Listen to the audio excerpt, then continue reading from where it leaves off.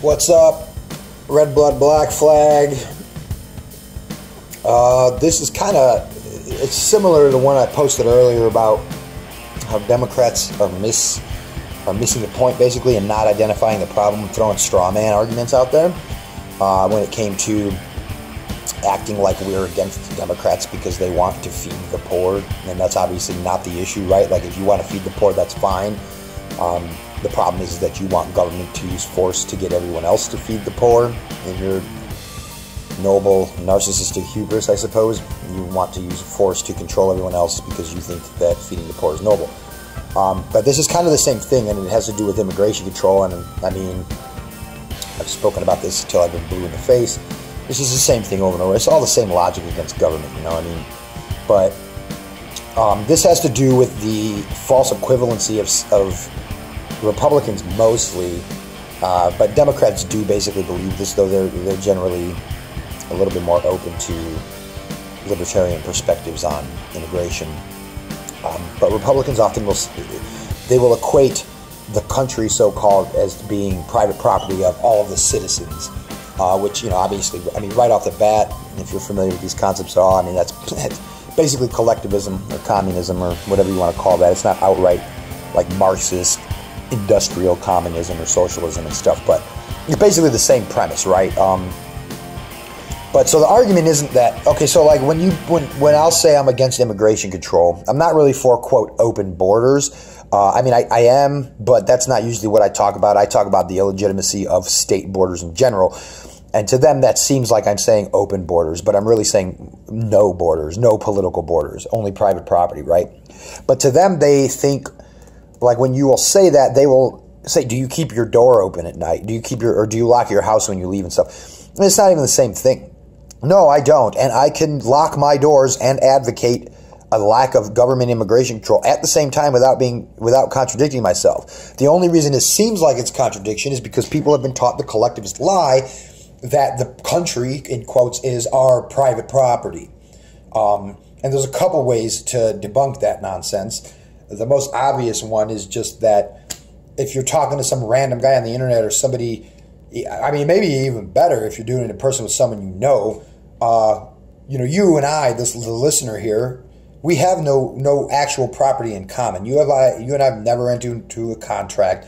The state has forced itself on us and called it a social contract and all this nonsense. But, you know, it's a false equivalency and a straw man to say that I think that you have to let anybody in your house because I am against government immigration control. No, it's the exact opposite. You have the right to disallow anyone you want from your property. The problem here is that the collectivists lie that the country is your property or our property, but you speak as if it's your property. So you say we all own the country, but then you say we need to control the borders and immigration. And it's like, well, my say is that no, the state should not be doing that. And then a Republican will say, well, we need to vote on this. So it just shows you that they all believe in the nonsense called democracy anyway, because then majority rules. I mean, the issue here is that, I mean, it's either ethical or not, right? The vote has absolutely no bearing on whether something is ethical. So for a Republican to say, we need to secure our borders, but then to say, well, if you win democracy, I mean, well, what if we won the so-called vote and the government says we're not going to control immigration? Now, I mean, by you, the so-called Republican who believes in democracy, you're going to have to accept that, right? Because you tout this democracy idea around as it's something worth believing in. But, you know, the idea here is just flawed that the country is our property. Like, I have no property in common with you. This is just a collectivist delusion that has been passed down for centuries now. And it doesn't make any sense. And I am not saying that you have to let anybody in your property. And I am not saying that I should be letting anyone I want into my own property. The only way that even comes close to making sense is if you believe the collectivist lie that the so-called country is, quote, our property. And so in that sense, it seems like it's equivalent, right? But it isn't. I'm not part owner of barren desert out in Arizona, you know? But every single Republican thinks that he is. So he's still a communist, basically. Another thing here is that by nature of reality, you know, they say that we are the owners, but they don't make the rules. The state makes the rules. The state decided back when What criteria for citizenship? First of all, the state imposed this idea to begin with by force, as it does with everything else. So it's up to the state to decide who can and can't be a citizen by their own decree. So the state's the one making the rules, not you, the so-called citizen or voter. You go and put your little 2 cents into the voting booth along with whatever 120 million other statists who believe this lie. And, the government does whatever it wants anyway. But let's just say it does. The majority vote wins and all this nonsense. It doesn't change the ethical aspects. It doesn't change reality. It doesn't change the fact that you and I have no property in common. You just participating in the ritual as if it were true doesn't actually make it true. Now, people act as if the state owns the property because the state runs around trying to control who can and can't step foot on the Holy Land. But that doesn't make it right. It's just like as if the mafia or some other gang started exercising control over the area and said, you have to get our permission to be in the area. And we'll even let you pick on who decides what the rules are, but you still have to obey the rules, So it's not fundamentally different than that. It really isn't. It's just covered in propaganda. So, I'm told that I am part owner of this country, and, there's a difference between private property and something the public owns. And, technically, really, there isn't fundamentally. There's a difference in those concepts, but public property is a nonsense concept. Something is either property or it's not. It's either owned or it is not. And they say the sidewalk is public property. That's why you're allowed to walk freely on it at any time.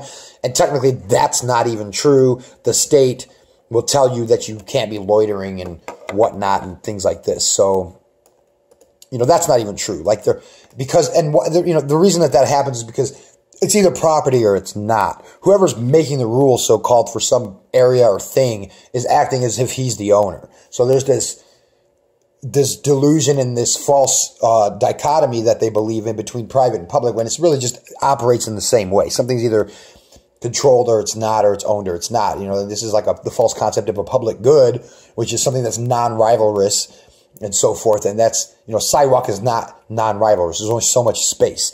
What they do is the state... if you look up the definition of public property, it's defined as state property that is put to so-called public use. And in that sense, they're misusing the concept of of a public good in saying that we can't regulate who uses it. But then they still do.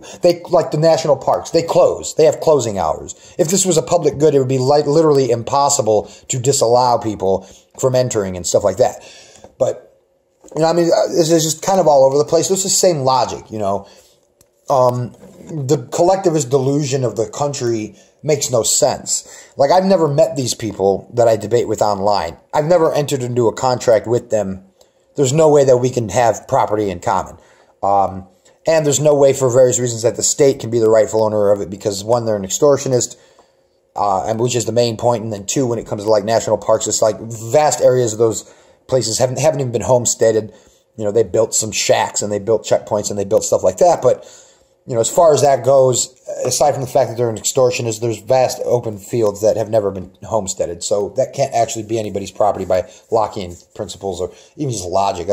I could say that I own from here to the river, but, is that valid? No. Especially communists are going to recognize that as not being valid, which is interesting that Republicans believe that to be valid a lot of the times. Communists and communists are all over the place and don't really have any idea what they're talking about, but they could at least see that. And that's a large part of what their criticism of what they call capitalism is, that these corporations and these businesses and stuff just claim lands that they never actually did anything with, and then they just charge you for being on the land, which, right, is illegitimate if they've never actually turned that land into something else that's valuable to people. If they build a structure on it and start renting it out to people, that's legitimate. And it just so happens that the land, as the nature of reality dictates, just kind of comes with that space. You're occupying three-dimensional space, right? So who else is going to own the land that you built the house on? It's going to be you. If you abandon it, that's different.